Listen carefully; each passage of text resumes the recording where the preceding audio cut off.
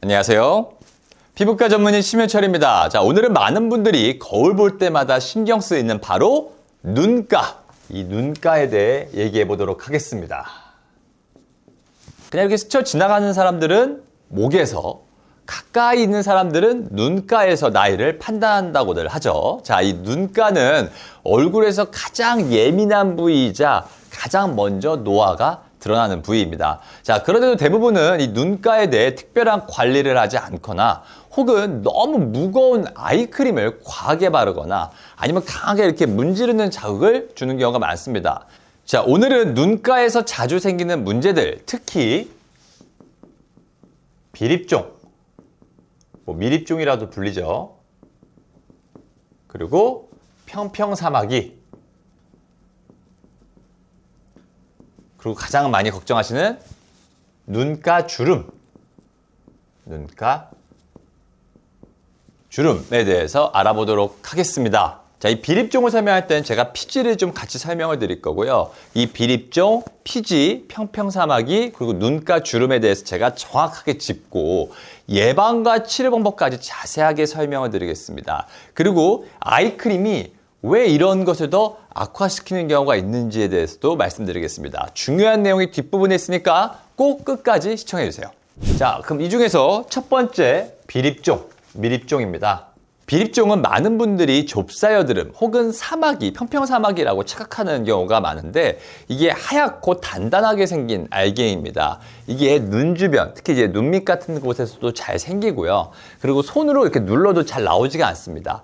그게 바로 비립종, 미립종입니다. 이렇게 짰을 때 삐직 나오는 게 아니라. 그래서 비립종은 보기에는 좁싸여드름이랑 비슷하지만 원인이 좀 살짝 다릅니다. 좁싸여드름은 구멍을 내면 안에서 뭔가 이게 피지가 삐직삐직 나오거든요. 근데 이 비립종은요, 피지가 아니라 이렇게 각질이 피부 안에서 고여가지고 단단하게 굳은 상태입니다. 그래서 이걸 아무리 짜보려고 해도 이렇게 피지처럼 나오지 않고 오히려 이걸 그냥 막 손으로 자르다 보면 멍만 들고 또 색소 침착이 생기고 또 부드러운 눈 주변의 특성상 잘 안 짜지다 보니까 이렇게 손으로 이렇게 뜯어내시는 분들이 있거든요. 그렇게 짜게 되면은 색소 침착이나 기미도 악화될 수가 있으니까 또 흉도 될 수가 있겠죠. 그래서 주의해야 합니다. 특히 눈가는요, 이 혈관도 많고 피부도 얇아서 잘못 짜면 멍이 들고 이것이 색소 침착이나 기미를 악화시킬 수도 있습니다. 그래서 이제 피부과에서는 사실 이 비립종이나 미립종을 뺄 때요, 이제 미세한 바늘 같은 걸 쓴다거나 아니면은 뭐 CO2 레이저 같은 걸로 이렇게 구멍을 좀 내줘요. 이런 식으로 있으면 요 알갱이에 이런 식으로 구멍을 내주는 거죠. 그래서 이 구멍을 통해서 안에 있는 이 진주알 같은 애들을 빼주는 과정입니다. 그래서 표면을 살짝 구멍 내고 안에 있는 각질 덩어리만 조심스럽게 꺼내는 방법인데 아까도 말씀드렸지만 작은 진주알처럼 생겼거든요. 이게 쏙 빠져나가는데 별로 아프지도 않고 흉도 거의 남지가 않습니다. 자, 근데 이 비립종을 의사분들도 굉장히 많이 헷갈려 하시거든요. 제일 헷갈리는 게 뭐냐면 결국은 화이트헤드예요. 우리 피지. 그래서 제가 이 피지와 비립종을 좀 표로 감별을 해보도록 하겠습니다. 요게 비립종이고요. 요거를 피지, 화이트헤드라고 해볼게요. 자, 요렇게 감별해보면 의사분들도 요 감별이 많이 되실 겁니다. 발생 위치는요, 비립종은 주로 눈 주변, 그리고 이제 관자 부위, 요런 부위에 좀 많이 생기고요. 이 피지는요, 결국은 피지샘이 많은 부위니까 어디에 많이 생길까요? 이마나 뭐 코, 뭐 턱, 뭐 이런 부위에 많이 생기겠죠. 자, 이게 이제 위치인 거고요. 위치가 이렇게 되고, 그 다음에 모양은요, 비립종 같은 경우에는 한 1에서 2mm 정도의 하얗고 좀 단단하게 생겼습니다. 하얗고 단단하게 생긴 좀 좁쌀 모양의 형태를 띠고요. 좁쌀. 그리고 이 피지 같은 경우에는 약간 노랗게 희게도 보이는데 이 노란 피지 같은 것들이 있기 때문에 좀 부드러워요. 부드럽고 잘 짜집니다. 부드럽고요. 그러니까 나 비립종 있었는데 손으로 이렇게 했는데 쏙 빠졌어. 그럼 거의 뭐다? 그냥 피지, 화이트헤드라 생각하시면 돼요. 원인은 이 비립종 같은 경우에는 결국 각질이 축적된 거예요. 그러니까 각질 덩어리입니다. 예. 그래서 각질이 안에 이런 식으로 작은 진주알처럼 단단하게 뭉쳐있는 상태를 얘기하는 거고요. 얘는 결국은 화이트헤드는요, 피지나 각질이 결국 막힌 거예요. 막힌 상태. 모공 위치에서 막혀있는 상태인 거고요. 그럼 치료 방법은 뭐가 있을까요? 어떻게 될까요?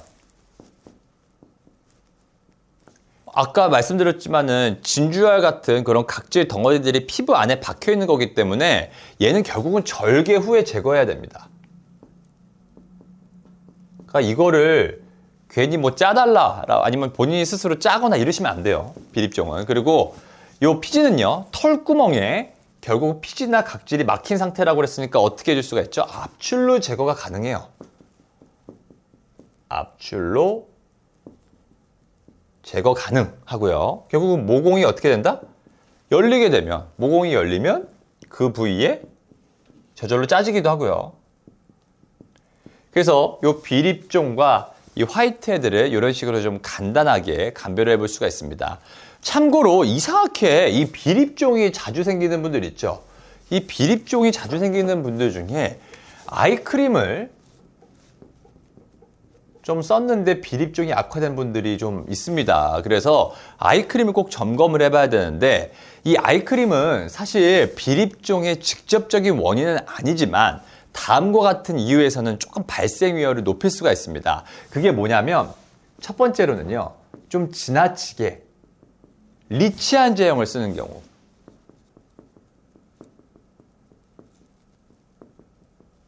그러니까 결국은 모공이 막히는 거죠. 뭐 스쿠알레, 미네랄 오일, 뭐 바세린 등이 포함된 경우에는 피부 각질의 자연스러운 탈락을 좀 막을 수가 있습니다. 두 번째는 눈가의 해부학적인 특징인데요. 눈가는 피부가 얇고요. 그리고 피지선이 거의 없어요. 피지선이 거의 없다.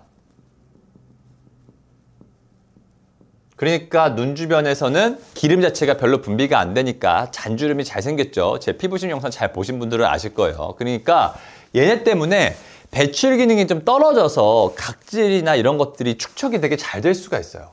그러니까 결국 리치 화장품을 발랐었을 때 이 눈가는 축적이 될 가능성이 높아지는 거죠. 자, 그리고 세 번째로는 이 아이크림을 너무 많이 바르거나 이렇게 문지르듯이 바르는 경우 있죠. 물리적으로 이렇게 자극 주는 경우. 이 물리적인 자극이 현재 피부과 교과서에서는 이 비립종의 발생 가능성을 높인다라고 밝혀져 있습니다. 그래서 여기다가 이 성분 축적까지 겹치게 되니까 어떻게 될까요? 나는 눈 주변이 더 젊어지려고 발랐는데 비립종이 악화되는 문제도 생길 수가 있기 때문에 항상 이런 것들을 좀 주의해서 제형 같은 거 선택도 좀 잘 하시고 이렇게 해서 아이크림을 현명하게 바르시도록 해야 되겠습니다. 두 번째는 평평사마귀입니다. 많이 들어보셨죠? 자, 이 점처럼 생겼지만 사실 이거는요, 바이러스예요, 바이러스. HPV 바이러스 때문인데, 이게 눈가에 튀어나온 작은 점들이 막 개수가 늘어났다면 평평사마귀일 가능성이 높습니다. 이 사마귀는 HPV 바이러스의 감염 때문에 생기는 일종의 피부 병변이고요. 이 면역력이 떨어졌을 때 잘 생깁니다. 특히 눈가는 뭐 렌즈 착용이나 아니면 메이크업, 뭐 클렌징 등으로 손이 자주 가는 부위죠. 그렇기 때문에 얘들이 한번 생기잖아요. 평평사마귀가. 그러면 굉장히 잘 퍼지기가 쉬워요. 그래서 제가 농담 삼아서 오늘이 본인이 평평사마귀가 인생의 제일 적은 날이라고 얘기할 정도로 얘네들은 계속해서 좀 퍼지는 양상을 띱니다. 실제로 한두 개였던 사마귀가 갑자기 세네 개로 늘고 막 양쪽으로도 번지는 경우가 많습니다. 그래서 치료 같은 경우에는 우리가 뭐 CO2 레이저나 뭐 어빔 레이저 치료가 간단합니다. 뭐 이런 각종 레이저를 통해서 얘네들을 좀 제거를 해볼 수가 있는데 이제 뿌리까지 확실하게 제거하는 게 필요합니다. 일반적인 점이랑 다르게 표면이 좀 거칠고 약간 그러니까 매끈한 형태가 아니라 약간 거친 형상을 띠고 이게 막 번진다 라면 무조건 사실 병원에 오셔야 합니다. 평평사막의 가능성이 높거든요. 그래서 또 눈가는 점막이랑 가까운 부위이기 때문에 이걸 그냥 무조건 센 에너지로 없애기보다는 아까 뭐 뿌리를 없애야 된다고 해서 막 무조건 깊게 하면 오히려 흉터가 될 수가 있기 때문에 낮은 에너지로 좀 조심스럽게 제거하는 것이 중요합니다. 자, 그리고 이제 재발을 막으려면 이게 아무래도 바이러스이기 때문에 무슨 관리를 잘해야 될까요? 면역 관리를 잘해야 되겠죠. 면역 관리를 잘 해주는 것이 중요합니다. 이게 단순히 없앴다고 끝이 아니라는 거죠. 그래서 사실 이 비립종과 이 평평사막 이거 두 개 있죠. 일반인들이 보면 그냥 비슷해 보이는 경우가 많으니까요. 꼭 피부과 전문의 병원에서 상담받기를 바랍니다. 자, 세 번째로는요. 눈가 주름입니다. 자, 생기기 전에 관리하는 것이 바로 핵심인데 사실 이제 미세주름 같은 경우에는 수분 부족이나 자외선으로 생기는 경우가 많기 때문에 이때 뭐 보습만으로도 좀 좋아질 수가 있습니다. 자, 하지만 반복적인 표정으로 이 눈가에도 고정주름이 되잖아요. 그러면 더 이상 보습만으로 해결되지가 않습니다. 우리가 바지 있죠, 바지가 계속 무릎을 굽히면서 계속 특정 부위에 구겨지면 그 부위는 시간이 지나면 아예 고정된 구김이 가게 되죠. 피부도 마찬가지입니다. 근육이 계속 이렇게 움직여서 그 고정 부위에 구김이 반복적으로 생긴다면 이 부분은 시간이 지난다고 저절로 좋아지지는 않습니다. 그래서 이 시점부터는 시술을 좀 고려를 해야 되는데요. 대표적인 게 뭐가 있을까요? 시술 중에. 보톡스이죠. 보톡스. 자, 우리가 이 눈가의 주름을 크로스핏이라고 하거든요. 까마귀의 발. 즉, 이 눈 주위의 둘레 근육이 이런 식으로 수축을 하면서 까마귀의 발처럼 되는 이 부분은 근육이 결국 수축이 못 되도록 막아주는 게 바로 보톡스입니다. 그렇기 때문에 눈가 쪽에 고정주름이 생기기 전에는 항상 보톡스로 먼저 막아주는 것이 필요하고요. 두 번째, 만약에 이제 잔주름 같은 경우에는 스킨 보톡스도 많이 합니다.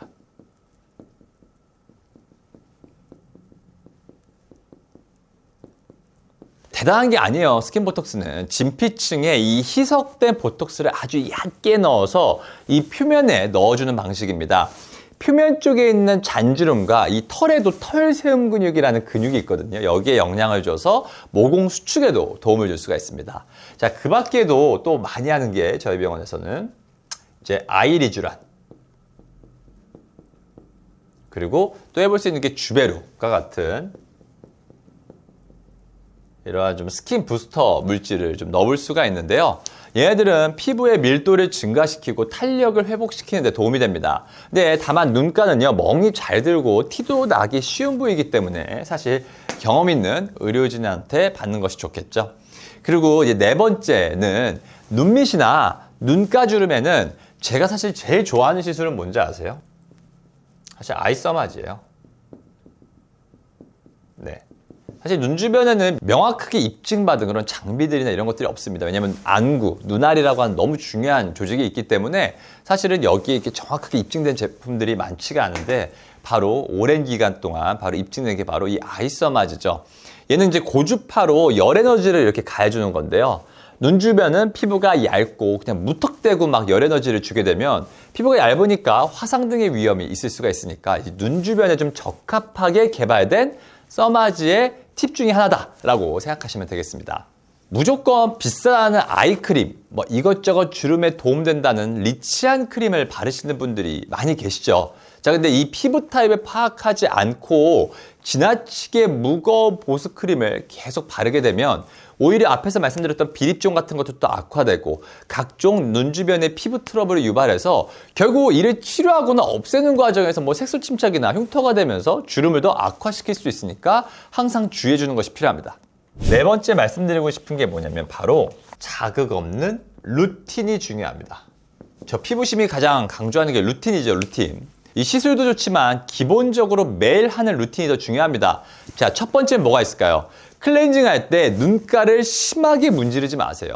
자, 클렌징 할 때 눈가를 너무 심하게 문지르지 마시고요. 왜냐하면 눈화장 지울 때 강하게 마취해주는 분들이 계신데 이러한 것들이 더 이 주름이나 이런 눈 주변에 있는 피부 병변을 악화시킬 수가 있으니까 주의해야 합니다. 자, 둘째는 아이크림. 앞에서 계속 언급됐었는데 아이크림을 바를 때는 손가락으로 막 계속 문지르지 마시고요. 얇게만 펴 바른 다음에 아이크림은 얇게만 펴 바른 다음에 손가락으로 톡톡 치고 마무리합니다. 이걸 계속 문지르게 되면 오히려 손에도 흡수가 될 수가 있습니다. 그래서 보통 압력이 제일 약한 네 번째 손가락을요. 이렇게 얇게만 바른 다음에 이런 식으로 톡톡톡톡 두들기듯이 흡수시켜주고 마무리시켜주는 게 좋습니다. 자, 세 번째는요. 이 자외선 차단제를 바를 때 눈을 감고 꼭 눈가를 포함한 이 눈 주변에 발라야 됩니다. 이 자외선 차단제를 눈 주변에 안 바르는 분들 너무 많아요. 자, 그래서 얼마 전 SBS 좋은 아침에서도 이 손가락 두 마디를 쓴다고 우리가 많이 얘기하잖아요. 그럼 손가락 한 마디를 먼저 짜서 이마나 양폴, 턱에 먼저 큰 부분을 발라주고 한 마디를 그 다음에 짜서 눈 주변이나 우리 콧부리 부분이나 뭐 이렇게 흔히 많이 놓치는 부분들을 따로 발라줘야 된다 이런 얘기 많이 했는데 아무튼 자외선을 눈 주변, 눈가에도 꼭 발라준다. 이걸 꼭 기억하셨으면 좋겠고 네 번째는요. 밤에 너무 건조하지 않도록 해주세요. 밤에 건조하지 않도록 해주는 것이 중요합니다. 이 가습기를 틀거나 뭐 수분크림이라도 얇게 레이어링 해주는 것이 좋습니다. 자, 마지막으로 눈을 너무 자주 비비는 습관은 무조건 줄이셔야 됩니다. 눈을 비비는 습관 금지. 누가 눈을 자주 비비죠? 보통 우리가 뭐 아토피 환자분들, 알레르기 비염 있는 분들, 환절기에 알러지가 심한 분들은 이걸 계속 막 비비죠. 근데 이걸 그냥 적당히 그냥 비비지 이렇게 생각하지 마시고요. 증상이 있다면 그냥 알러지 약이나 안약을 차라리 쓰는 걸 권해드립니다. 이게 건조하다면 인공 눈물을 쓰세요. 이게 손으로 눈 만지는 게 습관이 되고 계속 비비잖아요. 그러면 나중에 어느 정도 시간 지나면 이 눈 주변이 본인이 마찰해 준 것 때문에 색소 침착이 다크서클처럼 이렇게 생길 수가 있어요. 거기다 심지어 주름 그리고 뭐 안질환까지 생길 수가 있으니까 항상 눈을 비비는 습관은 금지하도록 하는 것이 중요하겠습니다. 자, 결론을 말씀드리겠습니다. 지금까지 말씀드릴 걸 제가 요약해 볼게요. 자, 첫 번째, 눈가는 구조적으로 약한 부위이기 때문에 조금만 방심해도 문제가 생기기 쉽습니다. 두 번째, 비립종은 피지와 다르게 절대 스스로 짜지 말고 병원에서 제거하도록 하세요. 세 번째, 눈가 사마귀는 번지기 전에 꼭 없애야 하며 이 바이러스성이라는 걸 기억하시고 면역 관리까지 해주는 것이 중요합니다. 네 번째는요, 주름은 조기 관리가 핵심이고 자연스럽게 개선해야 됩니다. 다섯 번째, 무엇보다 자극 없는 루틴을 꾸준하게 유지하는 것이 가장 중요합니다. 이 매일의 습관이 결국 피부의 미래를 바꿉니다. 도움이 되셨다면 좋아요와 구독 부탁드리고요. 더 좋은 양질의 영상을 만들도록 노력하겠습니다. 지금까지 더세 피부과 대표 원장 심현철이었습니다. 감사합니다.